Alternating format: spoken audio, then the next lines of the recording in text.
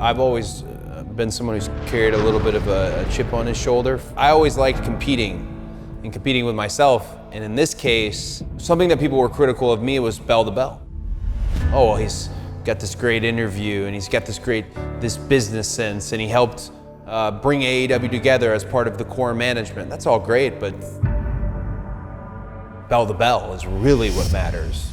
To be honest with you, there've been a couple of matches that man, I was gritting my teeth and you pulled it out. And man, when you could trip the old timer up and let me know you had something extra, that little bit of something extra that pushed you over the top, that's what separates the men from the boys, and don't ever forget that. What I want to always do, no matter when that curtain opens, is have someone's going to challenge you. If they don't challenge you and you don't come back through that curtain and have to take 1 second to catch your breath, then I didn't do my job. Tony and AEW has carved out one of the most athletic profile rosters you could possibly think of. And as the wrestler, I have to train harder than I've ever trained in my life. Do the work. The slogan, it's on the t-shirt. It analyze. It's what I live by. And I want people to know bell to bell, there's no one better than me. My job is to point out what can happen.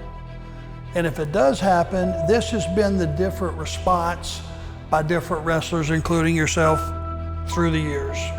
This is how you counter a certain move. If you notice, when that bell rings, he's the champion, but he brings the fight to whoever the challenger is. You could get beat just like that. So what we do during the week is we just have a skull session. He does all the fighting, all the physical stuff is always gonna be Cody Rhodes. All I'm gonna do is in the moment of a match, when buddy, you're in trouble and you're sucking wind, there may be one little bit of information that comes from me to him that may give him an option that he wasn't looking at that moment, which could turn the tide. Boom. And that's basically what I do. Perhaps not everyone knows about the Open Challenge itself is that these opponents and where they come from, it's a collaboration between Tony Khan, of course, and Double A. How does Sonny Kiss grab you? I don't think people who've currently seen AEW, such a young company, know how good Sonny Kiss is, how special Sonny Kiss is, how athletic, how high tech, and how just the modern snapshot of what a wrestler is like in 2020. Love Sonny Kiss. Some people with the naked eye look at Sonny and he does that rotation across the ring, you know, a cartwheel and round off. They see that as flash.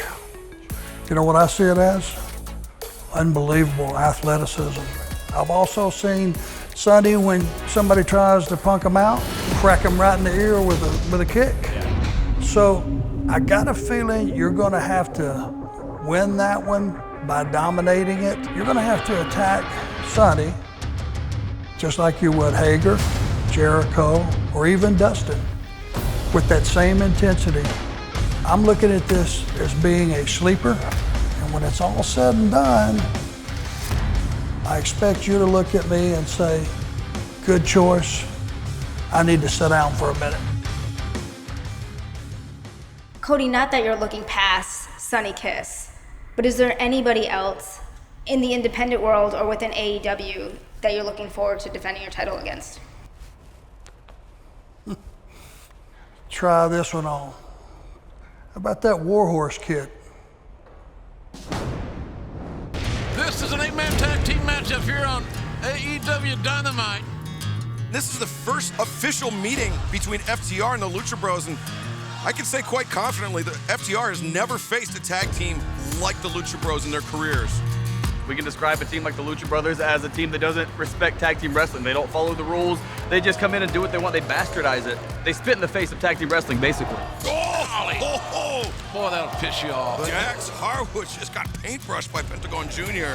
They're one of the main reasons Cash and myself decided to come to AEW, because we got a lot of cleaning up to do, and starting with the smelliest trash, and I believe that's the Lucha Brothers. Let's go getting grounded.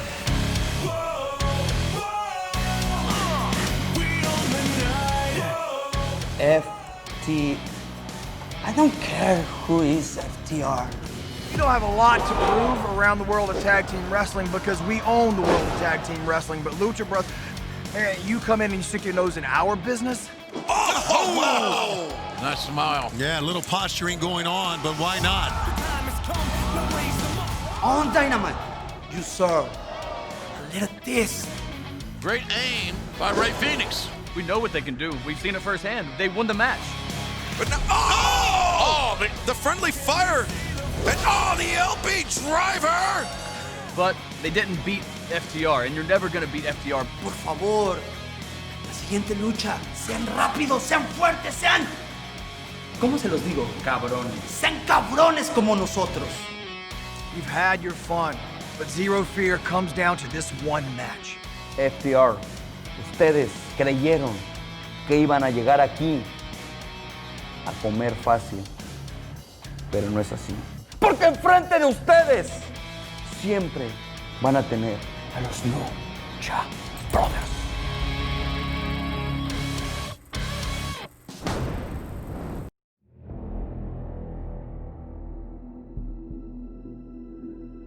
I used to be afraid.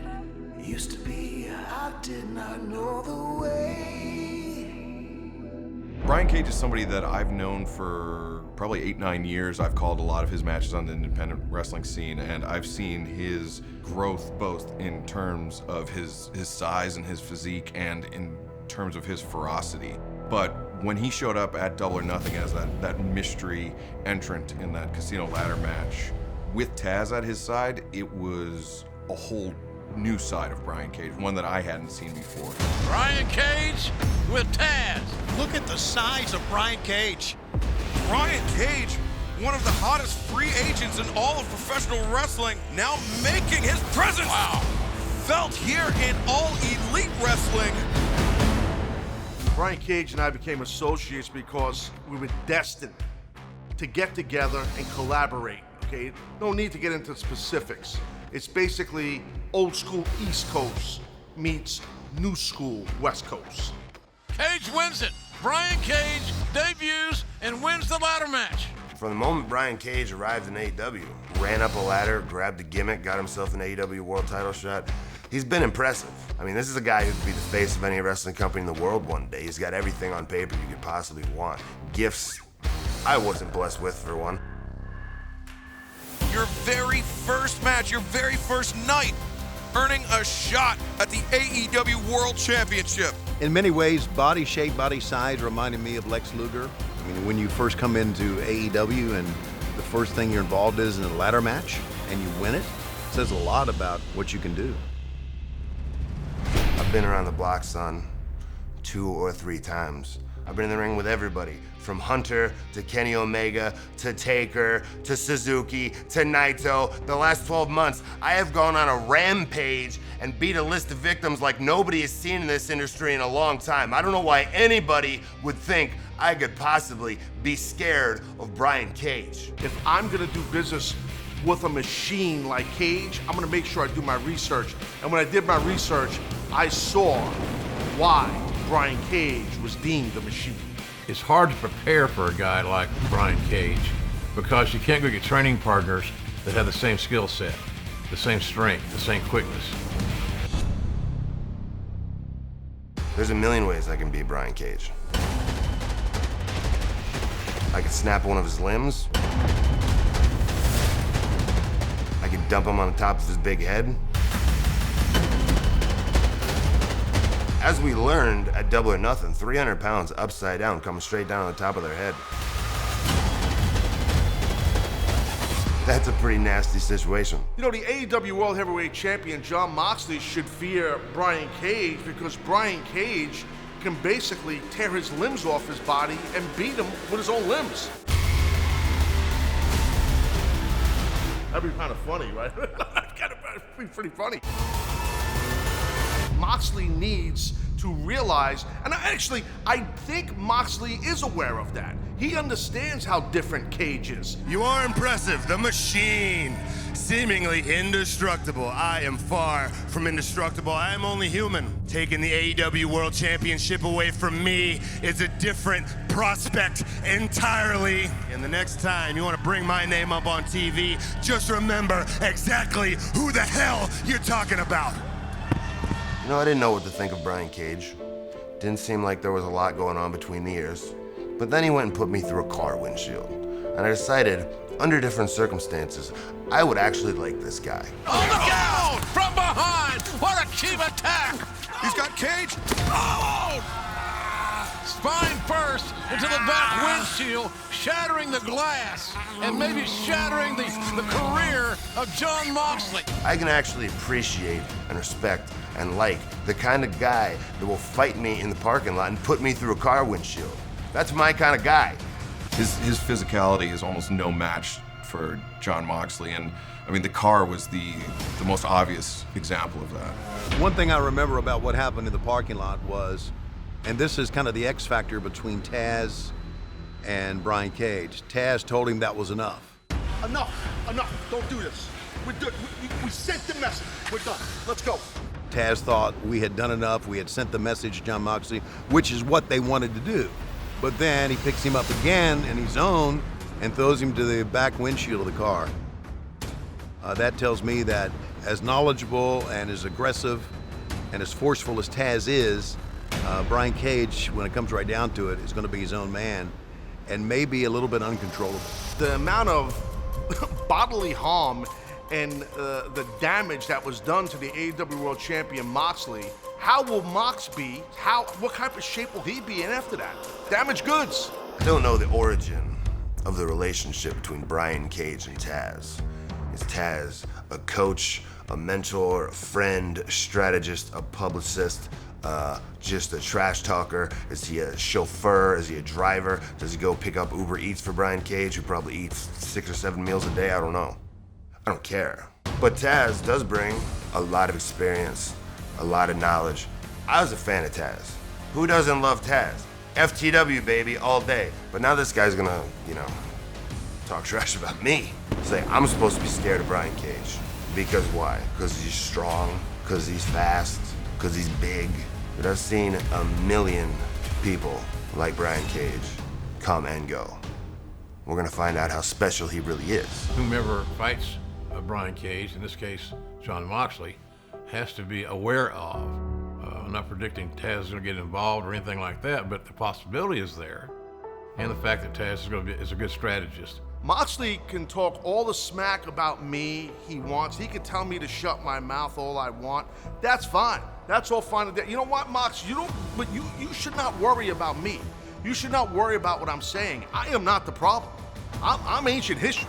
Okay, my day's gone.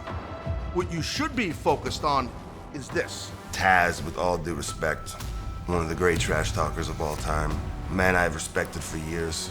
But dude, where I come from, ain't gonna fly. I don't take shit from anybody, and I'm gonna enjoy shutting your mouth. And when I'm choking your boy out, I'm gonna look at you at ringside, and we're gonna make eye contact. And then the consciousness will fall from Brian Cage's face, and I will drop him to the mat, limp and dead, and I will look at you and I will smile, and you will never, ever, ever talk shit to me again. Until somebody comes here and proves to me they're tougher, a better fighter, a better brawler, and they want it more. Old Black Hat is going in the side of the champion. He's the face of this brand, and he likes that role. A lot of pressure in that role, to be the show closer, to be the guy. But Moxley's worked his entire life to head a promotion, to be the guy in a major promotion. Well, certainly AEW is a major promotion, and Jon Moxley is the world champion. So to me, Jon Moxley is the favorite. I think he wins, but I don't think it's going to be easy, and I don't think it's going to be pretty. It may even be bowling shoe ugly. He's proven that he's willing to prepare and he's willing to do the homework in order to go to war. But I think Moxley really needs to do his homework and he needs to put in the time, or else Brian Cage is going to become the new AEW World Champion. The thing about this is that It's great for a talent to have an experienced voice in their ear that the talent believes in. And I know that Brian Cage believes in Taz. Taz believes in Cage. So they're on the same page here. And they got the world in front of them. Everybody wants opportunity. Oh, I didn't get a chance. This didn't happen for me. I didn't get my push. Well, you got pushed right now into a championship match. So what are you going to do with it? I can't see anyone beating Jon Moxley, at least not right now. There could be an injury, could happen, something could change in the middle of the match. Taz could get involved, but I don't see that Jon Moxley is going to lose this match. Moxley said it best. Moxley said about himself that he's beatable. You realize that you are miles and miles away from the finish line, and I am not near put away, and you've given everything you have, and I'm still there. That's when you're gonna realize I'm a different breed of shark. What's in my hands is something that I created with my blood, my sweat, my tears. What's in my hands is the FTW World Championship. Wrestling fans worldwide, they recognize the respect for the man who holds this championship, because the man who holds this championship is the baddest son of a bitch in wrestling. And that man is not gonna go into Fight for the Fallen without a championship, because that man is the Machine Brian Cage. That's some renegade shit. Hey, Mox, your ass is done, buddy. Who better than the Machine?